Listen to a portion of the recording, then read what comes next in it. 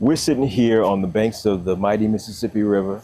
This is your hometown. This weekend, we're starting a new tradition here in Memphis, Tennessee with the RiverBeats Music Festival. Yes. Which you're a part of this pretty dope lineup. Yes, yeah. I'm honored to be a part of it. And it's always an honor to be perform at festivals because I get to do shows in a kind of in a grander scheme.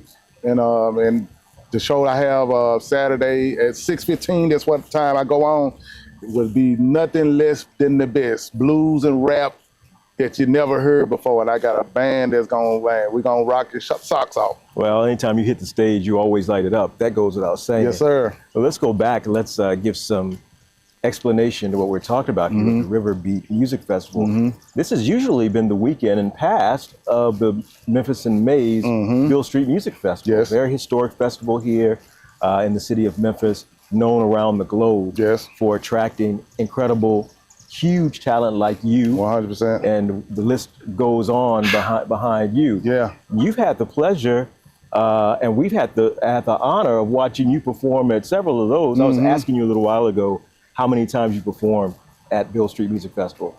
And you told me someone had to count for you. Yeah, I lost count, man. I think it was over 10, maybe a little more than that. Because I still never really remember. But I was always honored to be called back to be a part of it. And so, I always got love for that whole staff and crew. What was your experience like as an artist, as a hometown artist, playing amongst the other talent that performed on those stages?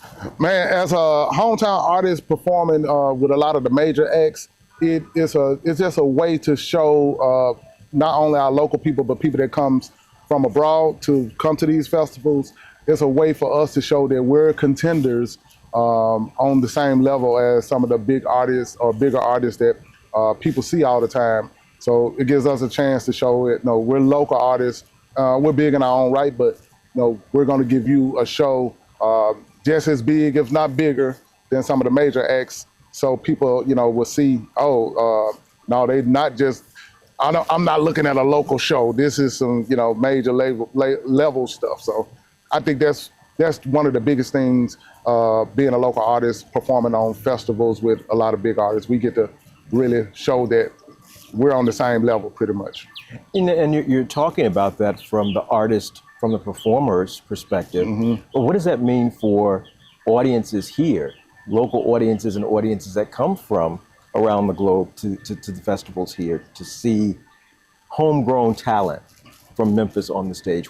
How important is that? I think, definitely when the audience gets to see what Memphis has to offer and the surrounding areas has to offer, they get firsthand view us saying, hold up, we hear about Memphis and but we're actually experiencing, local artists, and they're giving us this magnificent performance that they get to go back and tell other people, hey, I know you know about this person, but do you know about this local Memphis artist? So they get to go back and spread the word because, they get to see like, oh, this is more than what we heard.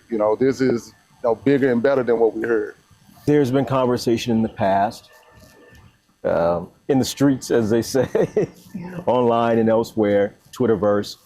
There's always discussion about the talent, the diversity of talent, for Memphis and Mays Beale Street Music Festival, and also about the number of local artists that perform or don't perform in the past. Looking at this lineup, it seems to be a pretty even spread.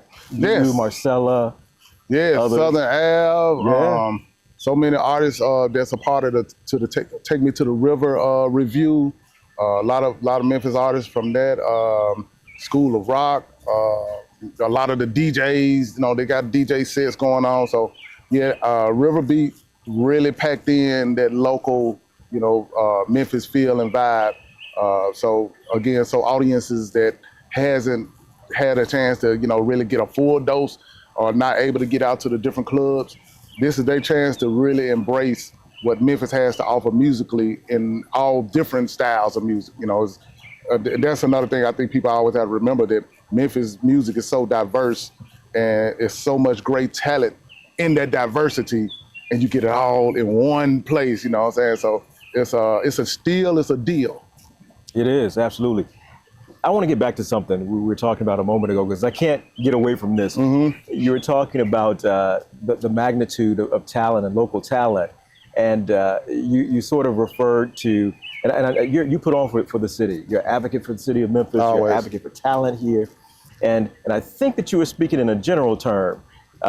You're not small by any means. You're global in every sense of the word. I've been all around the world. I can say that. I can say that. You've produced music and written music for huge acts besides yourself. Yes, 100%. Films, yes. Television, yes, 100%. Recording. 100%. You stand as a symbol to people who have aspirations to do the same thing that you've been able to achieve. Man, listen, I would say, being from Memphis, growing up in South Memphis, but lived all over the city, but definitely grew up in South Memphis. I definitely come from, the poverty areas and everything. And I guess my thing is to show that long as you believe in yourself, you can achieve, things don't come, right away, but if you stay on course, you can achieve. And a lot of things I've done as an independent, for the most part, I've never really been signed to a major. And I guess that's one of the reasons I'm able to keep my ball rolling, because, I'm independent, but I'm proof that you don't have to necessarily be with a major. I'm proof that, long as you have the talent and you nurture your talent and, you stay professional. It's a lot of different elements that plays a part in the longevity. And as long as you can, at the end of the day, stay true to yourself, true to your art. And I can't stress the professionalism. Professionalism goes a long ways. It'll get you on a lot of doors. So I'm just proof, you don't have to have a lot of people. You don't have to have the biggest. You can do it as an independent. I'm proof of that. Yeah, and sort of early on, or maybe kind of mid-stroke in your career, what are we talking about, 35, almost 30? 30 I must years? say it's definitely a little over 30 professionally. But, I've been, before I became a name, I was always one of the rappers in the city, you know what I'm saying? So it definitely goes beyond that. But professionally, coming on the scene in 1991, on up to this day. So yeah. Well, and talking about how music changed and evolved, how music was marketed, how artists were represented, sort of started to happen around the mid '90s, early '90s, and also, which is huge in hip hop, and the Memphis sound itself, being creative, being innovative, was a hallmark. Yes. Of the Memphis sound. Yes, 100%. That's what makes Memphis is the fact that we are always able to create our own sound, our own style, and figure out how to get it out to the people. And it dates back. I'm from the hip hop era, but this happened in the soul era with Stax and High Records. This happened in the blues era, before the soul era, on Beale Street and with all those blues artists. And so Memphis, and even the punk rock era, we got a punk rock scene. We got the juke. It's so many levels, but it comes right back to that we know how to represent the Memphis way, and we're able to figure out how to get it out. Even if we don't know how to get it out, we figure it out. And once people get a dose of it and gravitate to it, it takes a life of its own, but it never loses the Memphis identity. It's infectious for sure. No question. Now, you spoke a moment ago about how you feel about RiverBeat Festival and the ability to harness so much talent, local and global acts in one space. There are going to be a lot of people, and there are a lot of people who who feel a way about this not being Beale Street Music Festival, or being RiverBeat. What do you say to those folks? For everybody that has personal ties for Memphis in May, I'm one of them. You know what I'm saying? I have a personal tie for Memphis in May, and technically things happened and they wasn't able to do the festival this year. So this is a way to at least keep the festival vibes going, and I think RiverBeat is doing it in their own way, and I think people just should, you know, come and support it, because at the end of the day, it supports the artists. You know what I'm saying? That's the bottom line. Come out and support the artists. So, you know, we still love Memphis in May, or Beale Street Music Fest. We're gonna love it forever, and I'm sure they're gonna have a chance to, you know, reinvent what they're trying to do. But in the meantime, we're rocking with RiverBeat and Memphis, and also wish them continued success. But at the end of the day, we don't, as artists, we can't get in the middle of the politics of that. So we just hope the public at least look at it from our point of view. We want you just come and enjoy our performances and support what we're doing as artists. Well, we definitely want to come out and see this show that you're going to give on tomorrow night, because a lot of people have not seen this show. Yes, and it's seeing different. you in this way. Describe it. Well, tomorrow, again, 6:15 is what time I go on. Get here about 5 o'clock, you know what I'm saying? But I'm doing this fusion of blues and rap. I've been releasing music for the last few years, really displaying the sound, and I'm definitely picking up a lot of momentum. And tomorrow's show, I got this full band that's gonna really give you that live feel of blues with that hip hop Memphis raps vibe and sound.